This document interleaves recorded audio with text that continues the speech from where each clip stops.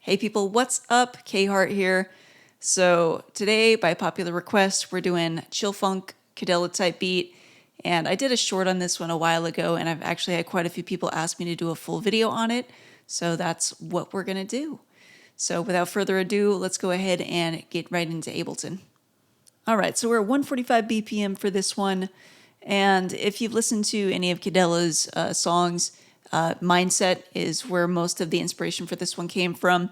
And the main things that I picked up when I listened to it are, it's very ambient, lots of reverb, very spacey, heavy sidechain to your kick, and as usual with that funk genre, the super distorted vocals.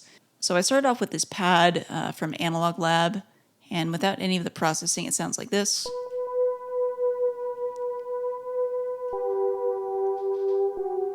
It's super simple. I'm not even playing chords for this because it was getting way too muddy, so just single notes. This one is in B minor.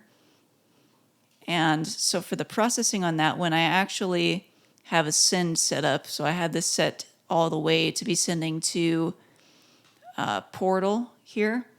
And so I have it set to the Strange Dreams preset all the way wet. And then I actually am using just an EQ8 to make sure that it's not getting any of the lower frequencies and it doesn't get too muddy. So that's helping kind of stretch it out and make it a little more ambient. Of course, have my EQ on there, cutting out all of this stuff that we do not need. Echo Boy, which is, if you hear it now that I turn the effects on,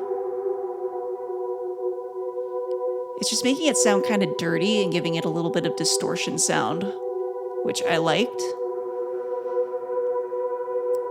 And then really heavy reverb here. It's set to the cathedral setting, which is a pretty big reverb. 4 seconds for the decay, and mixes at 100 just to make it super washed out. And this one you're going to see on every single channel in this track is really heavy sidechain compression to the kick. Just because every time that kick hits, if you listen to the song, you can hear everything just ducking. Okay, so the next thing that I added was this kind of lead. It's kind of like a brassy sounding lead, not quite like Synthwave, but similar. So I came up with this.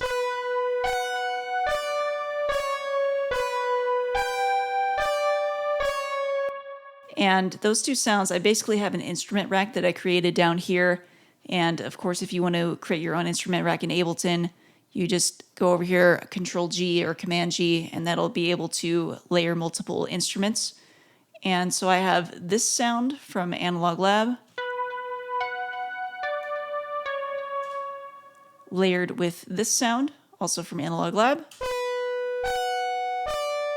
And processing for that lead, I just have a high pass, cutting off a little bit of those highs up there. Crystallizer, which is adding those nice kind of granular reverse echoes there, set to minus 1200, which is an octave down. And then, of course, that vintage verb making it super spacey. All right, the next thing I added was this bass, and I heard kind of a synthwave style bass in the Kedela song. So I'm basically just using a synthwave style bass here as well.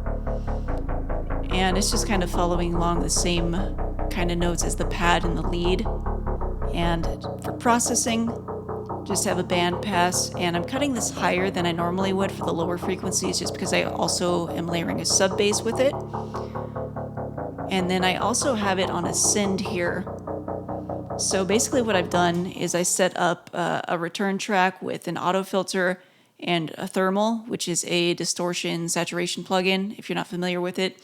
And basically what I'm doing is I'm just using this to kind of filter out the frequencies that I want thermal to actually saturate, because I don't want these bottom frequencies, all the sub frequencies and stuff. It's going to get super muddy and I don't want any more saturation there.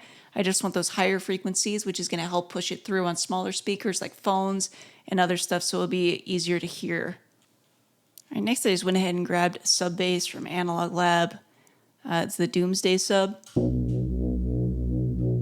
And I'm just basically trying to keep this on the lower side of that other bass. I just have a pretty simple kick and snare pattern for this one. So just the snare on every 3, so you kind of get that halftime like trap style feel. So to start with the hats, I just started with a really simple layer of 1/8 notes here. And you can see that I just have the velocity kind of up and down on each one. And then on top of that simple hi-hat pattern, I added a lot of these like trap style hi-hat rolls.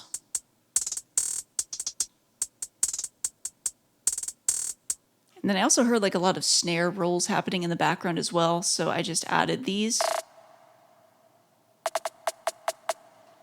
All right, and after adding all of that for the drums, we also needed an open hat to make sure there was no empty space left over.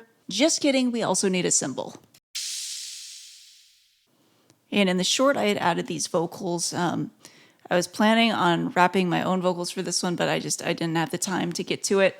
But basically the way that I would process these vocals for this, I like to use Pitch Monster. And this is basically like Little Altar Boy. It's kind of like a pitch and formant shifter. So if I play this without any of the processing on it, I was with my friends dreaming about the bands. Just kind of a regular rap a cappella. So that Pitch Monster is just basically taking the pitch and the formant down. I have it running through a guitar amp, which is one of my favorite ways to add kind of extra grit and distortion to something. And then a pretty narrow bandpass for EQ. And of course that sidechain compression to the kick as well. All right, and I think that pretty much does it for this sample. And wait, what's that? What's that? Did somebody say it needs a cowbell solo?